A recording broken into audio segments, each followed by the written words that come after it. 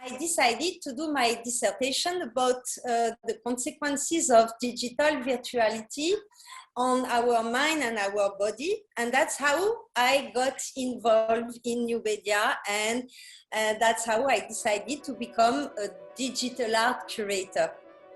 And then in the mid 90s, end of the 2000s, because I was a self-made curator, I didn't study how to curate exhibitions. I decided to make like some kind of study trips in order to meet artists, to encounter artworks. And one of my first travel was in Brazil, by the way, in 2005. I also went to New York. And thanks to this travel, I started to curate first net art exhibitions, but also like digital art exhibitions. Also in the mid 90s, I was discussing with some teenagers and they told me that they were dreaming in video games. So when I realized that they were dreaming in video games, so it means that their imagination, their imaginary was built upon video games, I started to think that video games were very, very serious and tough question, because if it was able to shape our imaginary, it was also able to manipulate people's minds.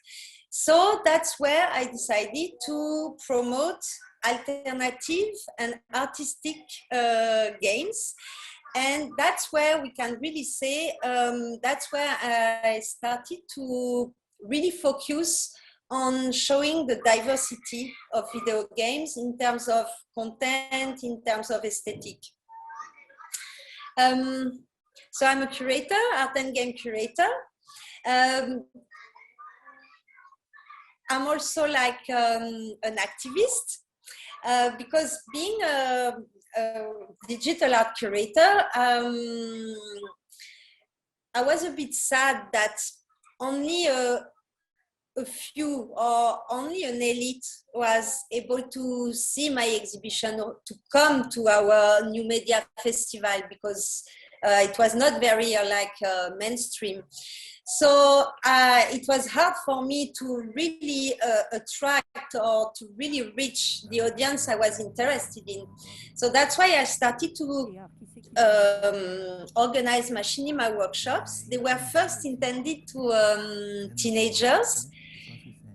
Most of the times, teenagers who were living in the suburbs, in the outskirts of big cities, who were perhaps outside of the school system, because I wanted to use games as a medium to bring them back in the scholar system, and to use really, again, games as a medium and to build on the skills these teenagers could have in video games, to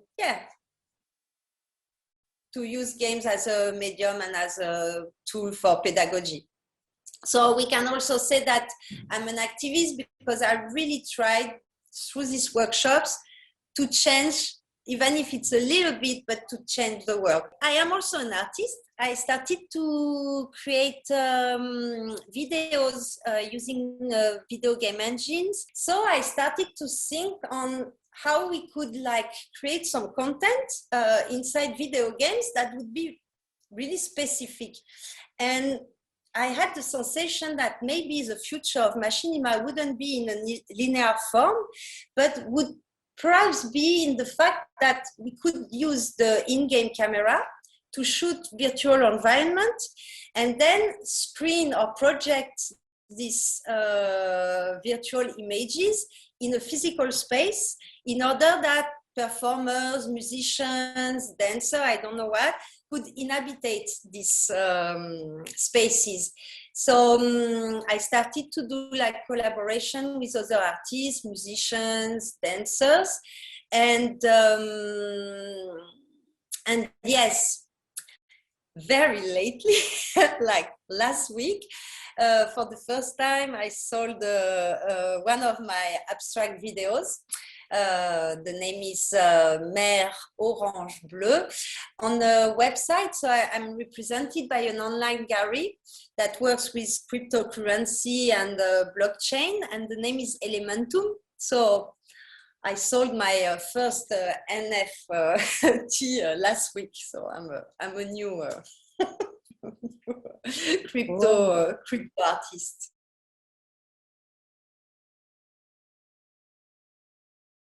One day, I discovered that I was an immaterialist person because one day I lost a hard drive. And I have to say that it's really not in my personality to be a materialist person. I really don't care about objects. I really don't care about furniture. By the way, I don't have a house anymore, so I'm not a materialist person. But that day, when I lost all the music, all the artworks, all the data I owned, I discovered that I was an immaterialist person because it was so hard to lose it. And also because I'm more a digital art curator. Each time I meet an artist, each time I meet a curator, I collect some data, I collect artworks in order for me to promote them, to exhibit their work, to transmit. So I'm more like somebody who is into transmission, that's into like collecting to keep and to have it for me. So I've been a curator for more than 20 years, but after 20 years of curatorship, I also realized that I was mostly working in Western countries and with Western content.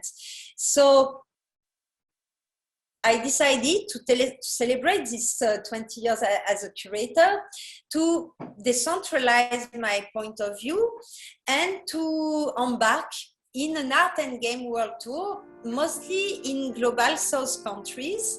So I started with Asian countries, then I went in Latin America, then I went in Africa. So I was in Ghana when the pandemic started, but I'm still going on with this project, and now I'm in Egypt to go on with some encounters in Middle East.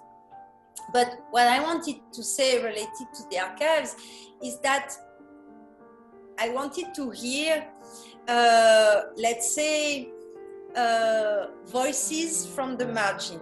So for this world tour, I decided to focus on female, feminist, queer, and decolonial practices. And how I did that.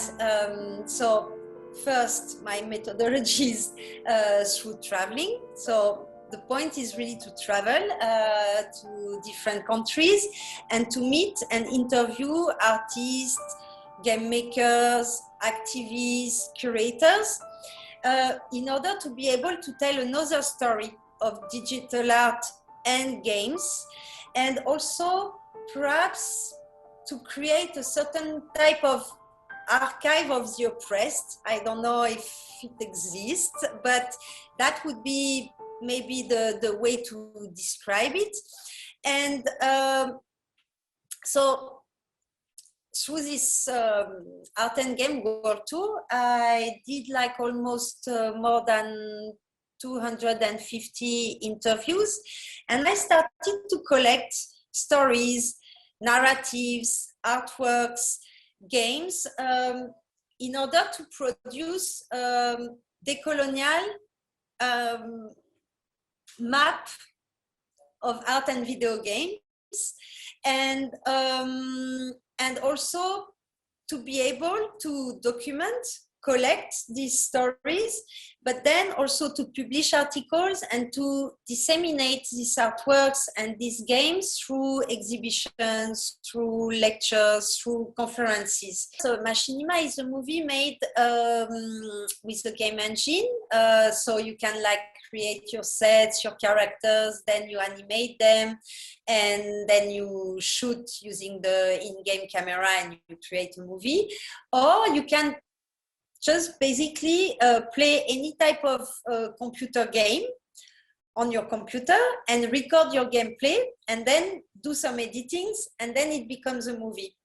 So when I give a machinima workshop, people have the choice or to create everything from scratch.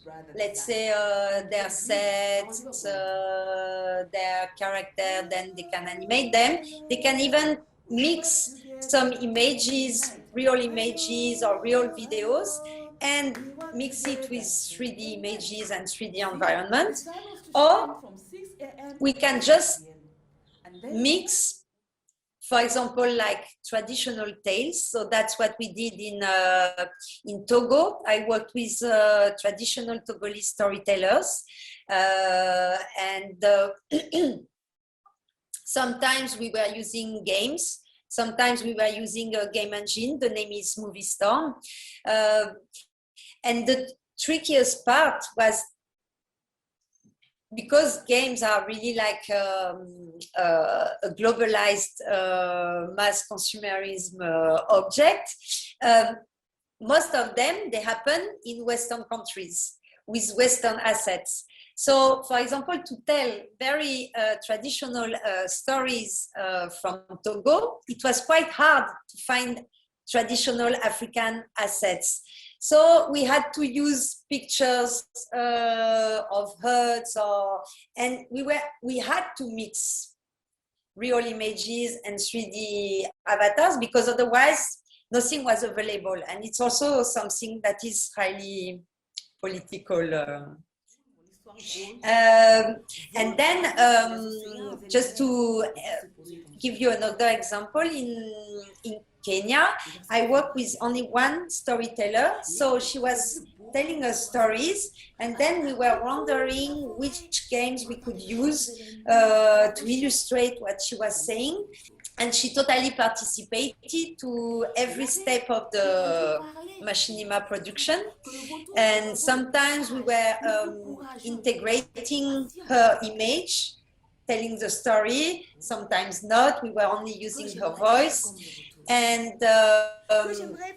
again, when I started to do this kind of project, I really understood that it was maybe my main goal during this art and game world tour, really to connect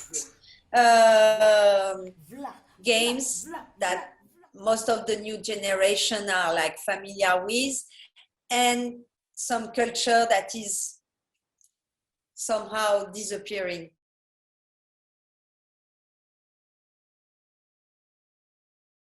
I would like also to be remembered as a free will and as a free mind.